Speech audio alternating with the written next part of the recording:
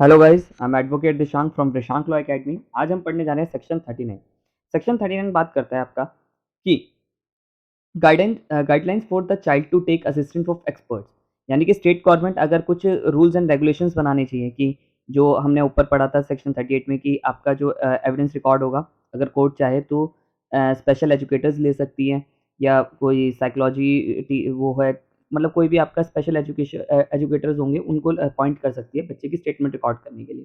तो ये कौन करेगी? आपका स्टेट गवर्नमेंट करेगी। स्टेट गवर्नमेंट क्या करेगी? गाइडलाइंस इशू करेगी एनजीओ के लिए। ठीक है, जैसे मान लीजिए कोई बच्चा है, उसके साथ कोई ऑफेंस हुआ और वो अब अपने घर नहीं जाना चाहता है, उसके घर वालों ने ही उसके साथ ऑफेंस करा।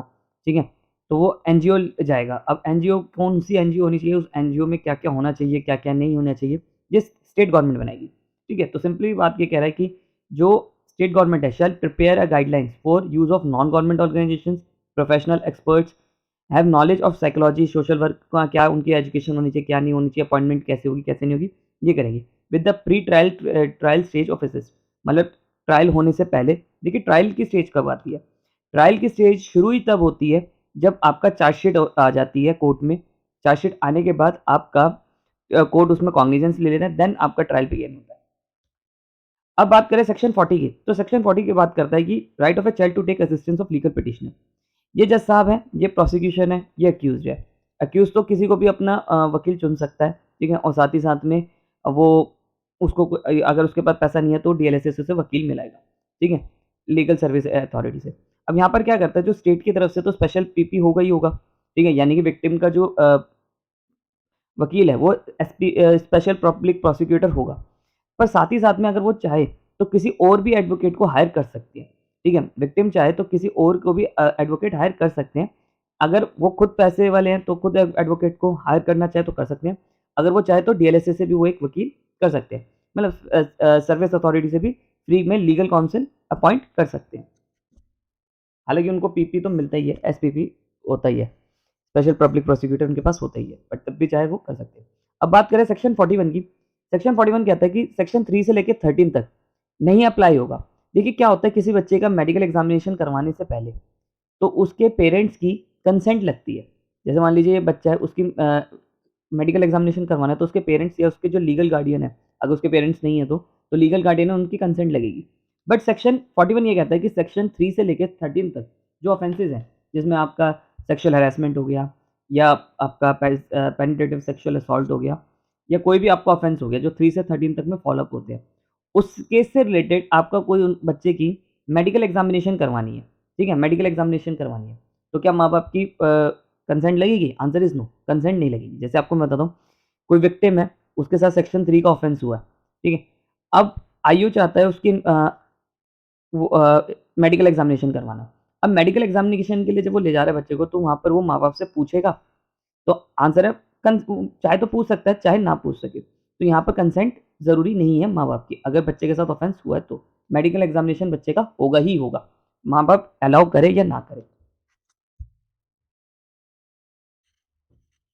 अब बात करते हैं आपका सेक्शन 42 की। सेक्शन 42 को समझने से पहले आप एक बात समझिए। जैसे मान लीजिए एक बच्चा है, ठीक है? वो फीमेल चाइल्ड है, ठीक है? इसके साथ रेप हुआ, तो इस पे 370 एक्यूज़ के ऊपर 376 का केस बनेगा। प्लस अब वो बच्चा 18 साल से कम थी, तो और लड़की भी थी, तो इसके ऊपर क्या होगा, सेक्शन 3 का ऑफेंस बनेगा, पॉस्को एक्ट का। 3 में तो डेफिनेशन है, 4 में उसकी पनिशमेंट है, ठीक है? तो 4 ही मानिए, ठीक है? तो उसपे क्या होगा, आपका जो एक्यूज़ पे चार्जेस फ्रेम हुए 376 हुए, प्लस आपका पॉस्को का सेक्शन 4 हुआ। अब उसकी रेप की वीडियो की वायरल कर दी उसने, तो उसमें 67 बी भी आ गया, 67 बी भी आ गया। ये एक मिनट, 67 बी भी आ गया।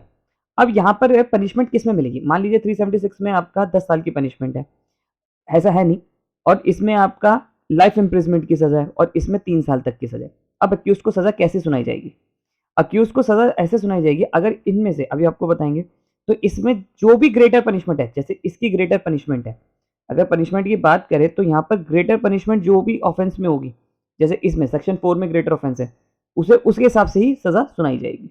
अब पढ़ते हैं सेक्शन कहता क्या है। सेक्शन 42 ये कह रहा है, alternative punishment where an act of omission constitute an offence punishable under section act also 166 A, आपका 354 A B CDE, CD, 370, 370A जो भी आपके हैं, यहाँ पर बस जो आपके नहीं है BCD, ठीक है। और आपका यहाँ पर 509 आपका ये हो गया, और यहाँ पर IT एक्ट का एक मिसिंग है, यहाँ पर लिखा हुआ 67B, बच्चे की अगर कोई वीडियो लीक कर देता है, ठीक है। तो यहाँ पर उसको जो ग्रेटर पनिशमेंट होगी इन ऑफेंसेस में जो भी ग्रेटर ऑफेंस की पनिशमेंट होगी उसके हिसाब से उसे मिलेगी। जैसे सिंपल सी बात समझिए, IPC में एक ऑफेंस हुआ तो उसको सजा मिलेगी 3 साल की सजा मैक्सिमम, ठीक है। और पॉस्को में उसमें सजा है 10 साल की, और IT एक्ट में उसे 2 साल की। तो इसके हाईएस्ट को ही आपका कंसिडर करा जाएगा, ऐसे समझिए। अब बात करते हैं आपका सेक्शन 42A की। 42A आपका सिंपली ये बात कर रहा है कि जो आपका पॉस्को एक्ट है वो आपका इन एडिशन है। जैसे मान लीजिए कोई ऑफेंस हुआ, ठीक है, उसमें आपका सेक्सुअल हैरेसमेंट हुआ तो, या सेक्सुअल असॉल्ट हुआ, तो पॉस्को के सेक्शंस भी उस पे लगेंगे प्लस IPC के सेक्शन भी लगेंगे। ये नहीं होगा कि चलो पॉस्को में तो उसके सेक्शंस है तो पॉस्को के लगा दो, IPC के हटा दो।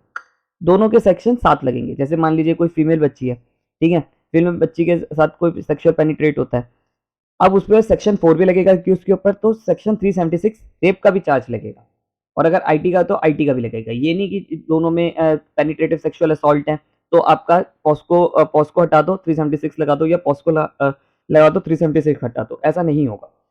और इसमें एक और भी बात लिखी है, not in derogated of the provision, यानी कि मान लीजिए कोई बात आपका पॉस्को में लिखी है, कोई प्रोविजन है जो पॉस्को में बना हुआ है, और कोई प्रोविजन आपका CRPC या IPC में ऐसे के किसी और अनदर लॉ एक्ट में बना हुआ है, तो पॉस्को की बात जीतेगी ना कि इनकी बात जीतेगी। तो ये बात आपका सेक्शन 42A बात कह रहा है। अब बात करते हैं आपका सेक्शन 43। सेक्शन 43 कह रहा है कि पब्लिक अवेयरनेस अबाउट। अब देखिए अवेयरनेस कौन को लाएगा, सेंट्रल गवर्नमेंट और स्टेट गवर्नमेंट, जो एवरी स्टेट गवर्नमेंट, मतलब अगर स्टेट गवर्नमेंट जो आपकी दिल्ली की अलग है, हरियाणा की अलग है, पंजाब की अलग है, वहाँ पर ये आपका प्रमोट करेंगी, मेजर्समेंट लेंगी कुछ इस सेक्शन से रिलेटेड कि वहाँ पर काम हो रहा नहीं हो रहा, कि मतलब लोगों को जागरूक करेगी, मीडिया के थ्रू बताएगी, सेंट्रल गवर्नमेंट भी करेगी, स्टेट गवर्नमेंट भी करेगी। ये सिंपल सी बात बताई गई है इसमें, ठीक है। तो यहाँ पर ध्यान रखिएगा दोनों के ऊपर है, ना कि ये नहीं कि स्टेट गवर्नमेंट के ऊपर है। यहाँ पर आपका सेंट्रल गवर्नमेंट के ऊपर भी है कि वो अवेयरनेस फैलाए, और स्टेट गवर्नमेंट के ऊपर भी है। सेक्शन 44 कह रहा है कि मॉनिटरिंग कौन करेगा। अब देखिए मॉनिटरिंग का मतलब यहाँ पर ये है कि जैसे मान लीजिए एक डिस्ट्रिक्ट है, उस डिस्ट्रिक्ट में 3 पॉस्को के केस रजिस्टर्ड हुए, ठीक है। अब यहाँ पर इसकी रिपोर्ट बनाई जाएगी। इसकी रिपोर्ट बनाएगा कौन? इसकी रिपोर्ट बनाएगा आपका national commission of protection of child rights, ठीक है। एक तो आपका नेशनल कमीशन भी बनाएगा, नेशनल का मतलब है तो यानी कि पूरी कंट्री की है।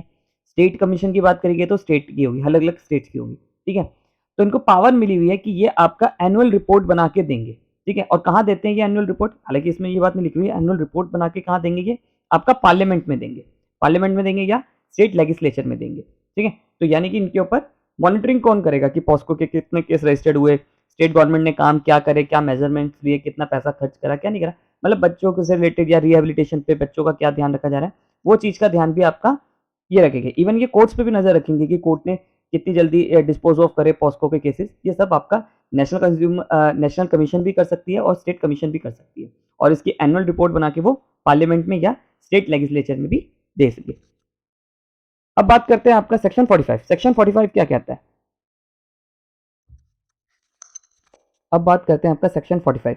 सेक्शन 45 कह रहा है कि सेंट्रल गवर्नमेंट में नोटिफिकेशन ऑफ ऑफिशियल गेस्टेड, यानी कि सेंट्रल गवर्नमेंट जो होगी वो आपके ऑफिशियल गेस्टेड में यानी कि राजपत्र में निकाल देगी कि क्या रूल्स एंड रेगुलेशन बना सकती है, किससे रिलेटेड, अब वो हम बात करेंगे। इन अ पर्टिकुलर और without present generality of for going powers rule में provide any following matters.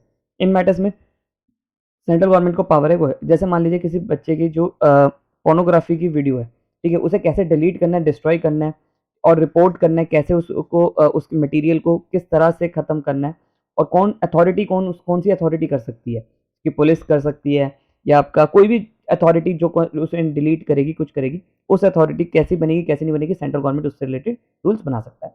The man of reporting about pornography.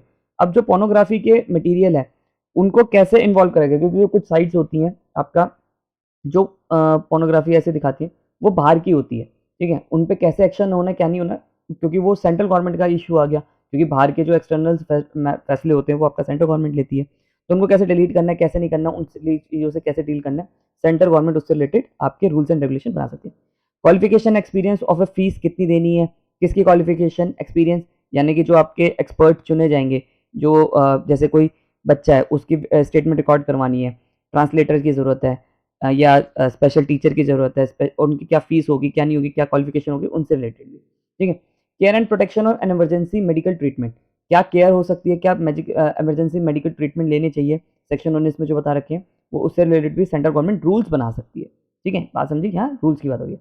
The payment of compensation, कितना कंपनसेशन मिलना चाहिए, कितना नहीं मिलना चाहिए, वो भी चीज़ से रिलेटेड सेंट्रल गवर्नमेंट रूल्स बना सकती है। अब बात करते हैं डी, द पीरियोडिक मॉनिटरिंग कैसे वो दिया जाएगा। जैसे हमने पढ़ा था कि जो national commission of child welfare होती है, वो क्या करती है, आपका रिपोर्ट बना के पार्लियामेंट में देती है। अब पार्लियामेंट में देगी तो उस पर क्या एक्शन होगा, क्या नहीं होगा, वो चीज़ भी आपका सेंट्रल गवर्नमेंट से रिलेटेड रूल्स एंड रेगुलेशन बना सकती है। अब अगर मान लीजिए सेंट्रल गवर्नमेंट को रूल्स एंड रेगुलेशन बनाती है, तो हाउस लोकसभा, राज्यसभा में, दोनों में रिपोर्ट देगी और उसे 30 डेज के अंदर पास करवाएगी।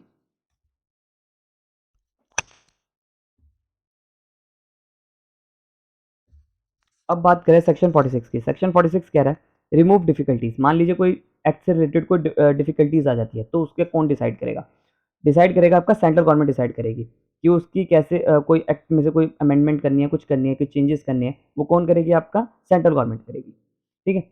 आई होप आपको मेरी वीडियो पसंद आई हो। अगर आपको मेरी वीडियो पसंद आई है तो चैनल को सब्सक्राइब करिए। आज हमारा पॉस्को एक्ट खत्म हो गया। Thank you so much.